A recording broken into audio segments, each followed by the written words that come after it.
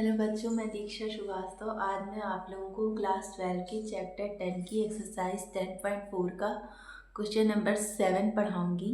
अगर आप लोगों को मेरा वीडियो पसंद आता है तो प्लीज़ लाइक, शेयर और सब्सक्राइब करें। अगर आप लोग मेरे चैनल पर नए हैं तो ज़रूर से ज़रूर सब्सक्राइब करें और कमेंट करें। Question number 7, let the vectors vector a, vector b, vector c be given as a1 i cap a plus a2 j cap plus a3 k cap, b1 i cap plus b2 j cap plus b3 k cap and c1 i cap plus c2 j cap plus c3 k cap। यानी vector a और vector b और vector c के component form दी गई है।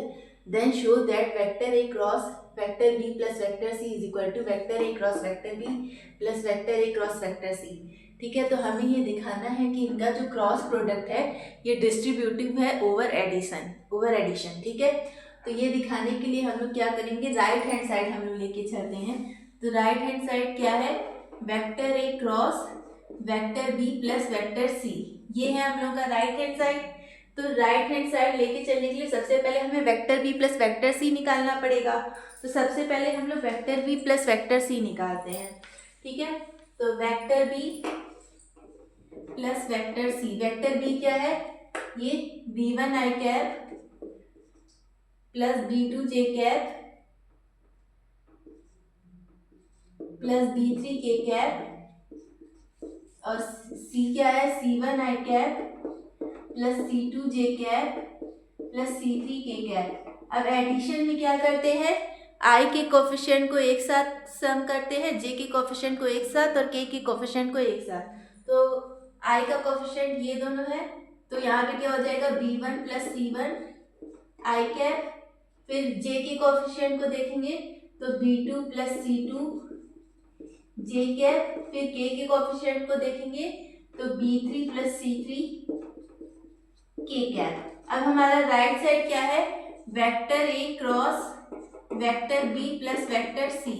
तो cross product हम लोग कैसे निकालते हैं, डिटर्मिनेंट मेथड से। तो डिटर्मिनेंट मेथड लगाते हैं यहाँ पे, तो यहाँ पे लिखते हैं i j k, a क्या है हमारा, a1 a2 a3।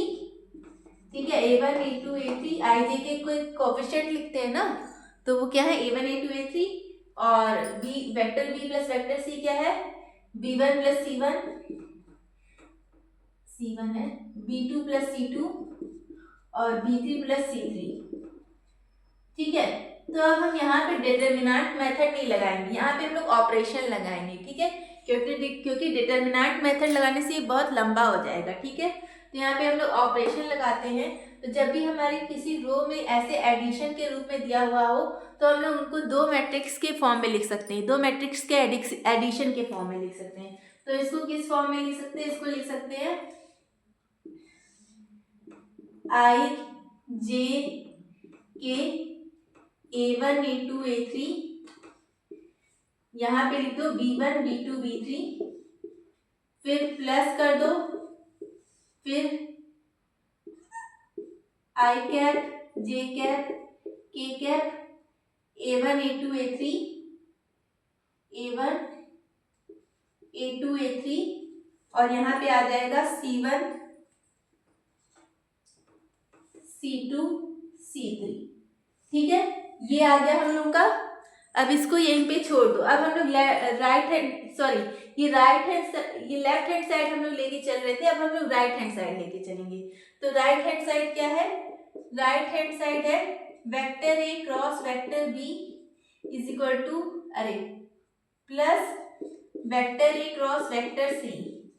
ठीक है, तो ये हम लोग निकालते हैं। अगर ये इसके बराबर आ गया तो हम लोग कह देंगे कि ये दोनों इक्वल है। ठीक है, तो ये निकालते हैं। सबसे पहले वेक्टर ए क्रॉस वेक्टर बी लिखते हैं डिटर्मिनेंट मेथड से। तो वेक्टर ए क्या है, a1 a2 a3, और वेक्टर बी क्या है, b1 b2 b3। ठीक है, ये हो गया। प्लस अब वेक्टर ए क्रॉस वेक्टर सी निकालते हैं। तो वेक्टर ए क्या है, a1 a2 a3, और वेक्टर सी क्या है, c1 c2 c3। तो देखो ये वाला इसके इक्वल आ गया ना, ये दोनों इक्वल आ गए ना, तो ये दोनों इक्वल आ गए, मतलब हम लोग का ये left hand side is equal to, यहाँ पे लिख देते हैं, left hand side is equal to right hand side, हम लोग का प्रूव हो गया। ठीक है,